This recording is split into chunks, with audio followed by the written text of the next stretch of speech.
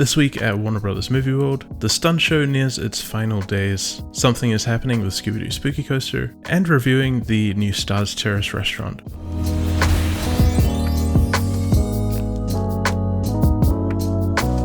Hollywood Stunt Driver 2 is set to have its final show this weekend on the 12th of October, in preparation for the recently announced new stunt show. It's going to be strange saying goodbye to Hollywood Stunt Driver 2. On one hand, I am excited for the new show, and I was never particularly a fan of Hollywood Stunt Driver 2, but it is still kind of sad in a way saying goodbye to an attraction that's been there for such a long time, and it's nice they're giving the show a send-off. I wonder if they're going to do some kind of special version. I guess we'll wait and see. In terms of the new show, it's yet to be announced what the actual theme will be, if it's going to be tied into existing IP or if it's going to be an original storyline. I know what I want it to be. I'd love to see something Mad Max themed. I think that's the perfect opportunity. And if not Mad Max, then at least something that ties more into filmmaking and Hollywood. What would you like to see for the stunt show? And are you going to check out the final Hollywood Stunt Driver 2 show? Let me know down below in the comments.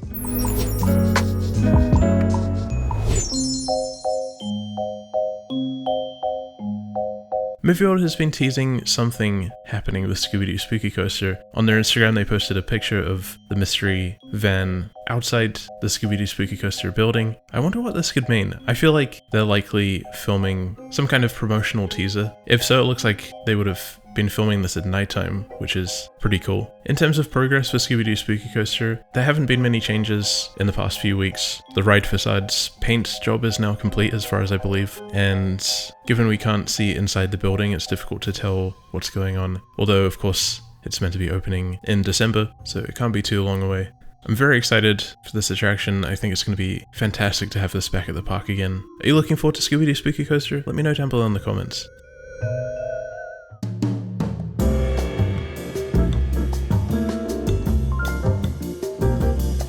Last week, Warner Bros. Movie World opened the new Terrace restaurant, and I was very lucky to be invited for an early sneak peek preview, which was a lot of fun. But I wanted to reserve my final thoughts for after I'd visited the park itself and actually dined in the restaurant as a guest. So this week, I paid a visit to Movie World and checked out Terrace restaurant once again to enjoy some lunch and one of their exclusive drinks. It certainly added a lot of life to the front end of the park, especially given that the building was dormant for a very long time. So it's fantastic to see it being used again for something, and it definitely seemed to be very busy and very popular. It kind of made that area of the park feel a little bit larger as well. There weren't too many changes since my last visit. They have added a small sign on the sidewalk, as well as some shade on the outside part of the bar, which is great to see. I believe there is a sign that's supposed to be on the way on top of the building, so hopefully we'll see that soon. Inside, it looked like they had finished hanging up some of the framed photos, which are very nice. It's really cool to see some Hollywood-themed pictures of the film studios, and in the cabinet with props and memorabilia, it looks like they've added the Annabelle doll for the spooky season, which is really cool. I hope that they change things up like this frequently, add some different props for different times of the year. I think that would be really cool. We found a table inside and ordered our food and drinks. They do have a physical menu, and you can also order on a QR code on your phone. The atmosphere inside is very nice. It feels spacious, although it was very busy. It didn't feel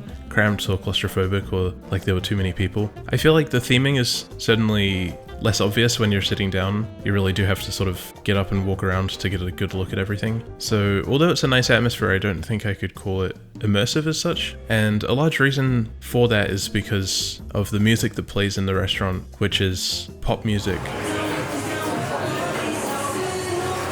which I really don't feel like fits the atmosphere of the restaurant at all. I would personally prefer something more classic with some film score style music or maybe some old golden age era hits. I do feel like it's a big missed opportunity for them to play pop music in here, and I hope they can change this up soon. During your visit to the restaurant, if you miss out on some of the shows, you can watch them on the screens, which I think is a cool idea. I'm not sure if the implementation was as well executed as it could be. I really like the nostalgic film marquee style signs around the ceiling, and I feel like it would have worked much more nicely if they wrapped around the entire ceiling rather than having the screens in the middle. I found them to be quite distracting, and it was a bit strange having 4 screens right next to each other showing the shows. To eat, I shared a margarita pizza with one of my family members, which was actually quite tasty, although compared to some of the videos and photos I had seen from other guests who had visited closer to the opening itself, it didn't create such a huge impression for me compared to how I felt when I saw the other photos. It was still very nice, don't get me wrong, but it wasn't quite as high quality as I thought it might be. In other people's videos and pictures, it looked to be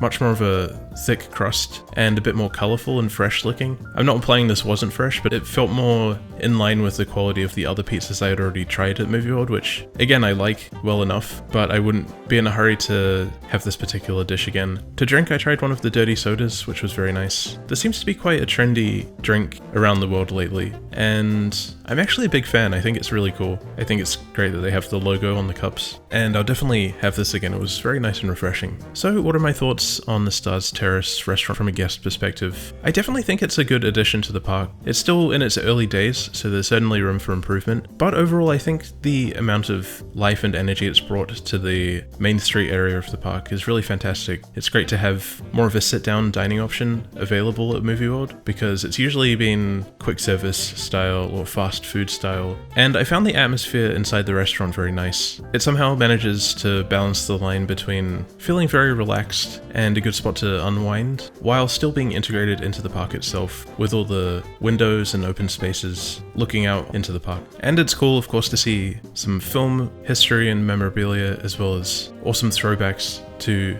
Warner Brothers Movie World's past, as well as a few simple, nice thematic elements dotted around the restaurant space. Those are the things I really like about the Stars Terrace restaurant. I do have a few notes. I wouldn't call them complaints as such, because they didn't ruin the experience for me. I still enjoyed my visit, but I felt that they did detract a bit from its potential. The screens I'm not really a fan of. I don't think they need to be there. It seems to me like maybe there was a slight identity crisis when it came to figuring out what Stars Terrace was. Is it a sports bar or is it a themed experience? It somehow doesn't manage to be either. And of course the same could be said for the music. I really wasn't a fan of that. I definitely felt like that dragged the experience down a little bit. Not too crazy about having pop music playing in somewhere like this. I feel like they could play the same music that they do on Main Street already inside the restaurant, and it would work fantastically. It's already a great soundtrack, and I think it would fit the atmosphere and thematic very well. It would also be great to see some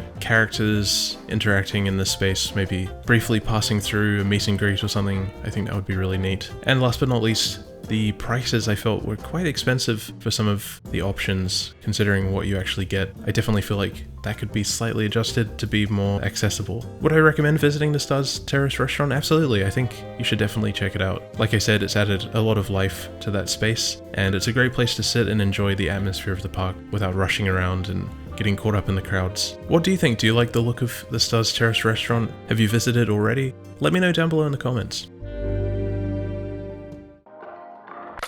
A big thank you to the members and sponsors of Team YumYum for supporting my content. Thank you to the Team YumYum members: Randall, Maloney's Coasters, Kai on the Internet, Oogie Boogie, Theme Park Ogre, Jordan Casey, Johnny Boy 175, The Downy Cat, Mika, Kerry Jekin, Smath Mode the Awesome, Movies Like Everyone, Aston, and Breezy. And a very special thank you to the sponsors: Koala75, Audrey Allen, Senpai's JP Blue Dog, Senpai's JP Red Dog, Wayne Hewitt, Lee Donald, SWSTV1, The Kez, and Mr. WG. Thank you so much again for watching, and I'll see you next time. Bye bye.